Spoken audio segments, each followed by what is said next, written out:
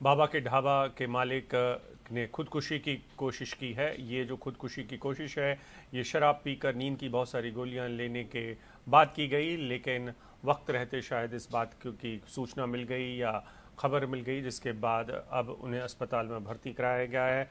खतरे से बाहर हैं बाबा कांता प्रसाद।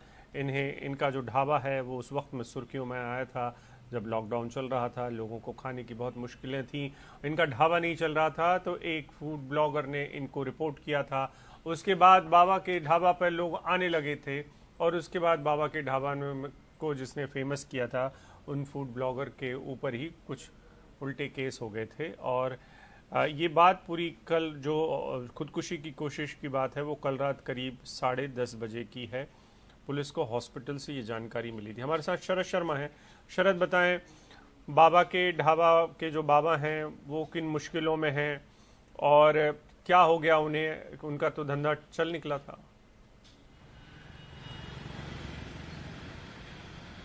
अभिषेक, मैंने ये स्टोरी शुरू से कवर की है, इसलिए कह सकता हूं कि बाबा का ढाबा की कहानी उनके ढाबे से शुरू हुई, एक अच्छे खासे रेस्टोरेंट पे पहुंची और आज सफदरजंग अस्पताल पर पहुंच गई है। मैं सफदरजंग अस्पताल के बाहर मौजूद हूं।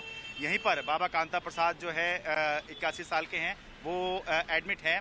अस्पताल सूत्र ये बता रहे हैं कि फिलहाल वो वेंटिलेटर पर हैं, लेकिन उनकी हालत स्थिर है और शराब की पुष्टि जो है हुई है कि उन्होंने शराब पी थी। ये अस्पताल सूत्र जो है कंफर्म कर रहे हैं।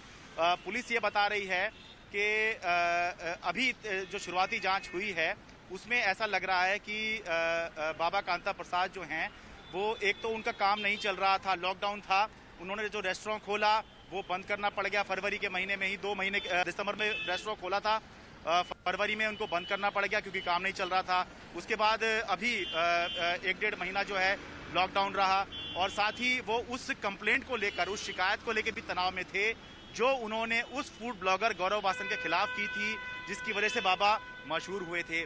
शिकायत और के साथ समस्या ये हो रही थी कि उस शिकायत की वजह से जो बाबा पॉपुलर हो गए थे वही बाबा बहुत ही अनपॉपुलर, या फिर सोशल मीडिया पे बाबा की बहुत आलोचना हो रही थी, क्योंकि जो आम लोग हैं या जो सोशल मीडिया यूजर्स हैं उनका ये कहना था कि जिस फूड ब्लॉगर ने आपको इस बुलंदी पे पहुंचाया, आपकी इतनी मदद हुई, लाखों रुपए का चंदा आपको आया, आपने उसी के खिलाफ जो है शिकायत कर दी, आपके मन में लालच आ गया था। तो ये सब जो है आलोचना बाबा की हुई।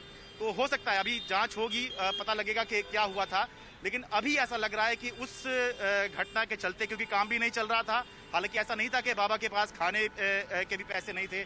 बाबा ने पिछले हफ्ते 10 दिन पहले जब हमने इंटरव्यू किया था तब उन्होंने बताया था उनके पास ठीक ठाक रकम अभी चंदे की बची हुई है, ये उन्होंने खुद ही कहा था। लेकिन एक तो उनका रेस्टोरेंट बंद हो गया और अभी भी काम नहीं चल रहा, और जो एक बार आलोचना शुरू हुई, भले ही उनका फूड ब्लॉगर के साथ अब समझौता हो गया, फूड ब्लॉगर और बाबा पिछले दिनों गले भी मिले थे, लेकिन शायद कहीं ना कहीं हो सकता है अभी भी आलोचना हो रही हो। और उनसे जब हमने बात की थी तो उनके मन में कहीं ना कहीं ये बात कचोट रही थी कि शायद ये मेरे कर्म ही हैं जिनकी वजह से ये स्थिति आई कि मैं इतना मशहूर भी हुआ, मैंने अपना रेस्टोरेंट भी खोला, लेकिन आज वापस अपने ढाबे पर आ गया हूँ। तो अभी अच्छी बात यह है कि बाबा की हालत स्थिर है, वेंटिलेटर पे हैं, लेकिन हालत स्थिर है। खतरे से बाहर बाबा कांता प्रसाद बताए जा रहे हैं। अभिषेक।